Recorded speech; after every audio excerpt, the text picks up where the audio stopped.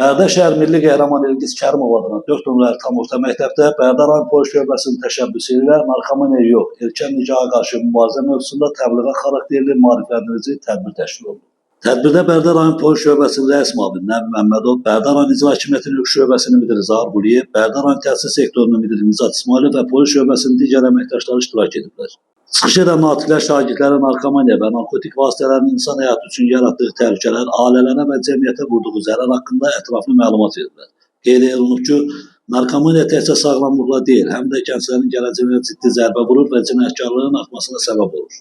Tədbirdə həmçinin erkən nicahın fəsadları müzakirə edilib. Natiqlər erkən nicahın təsirdən yayınma, psixoloji travma, ailə qurmağa psixoloji və fiziki hazırlığın olmaması ciddi kimi problemlər yaratdığını vurğulayıblar. Şagirdlərə bu kimi hallar qarşısında ehtiyatlı olmaları, hüquqlarını bilmələri və belə risklərə üzləşdiyi aidiyyəti qurumlara müraciət etmələri tövsiyə olunur. Maarifləndirici görüş sual formatında davam edir və şagirdlər mövzu ilə bağlı öz suallarını ünvanlayıblar. Tədbirin məqsədi gənclər arasında sağlam həyat tərzinin təbliği və sosial risklərə qarşı məlumatların artırılması olub. Vüsal Rafiqoğlu, Aran TV Bərdə.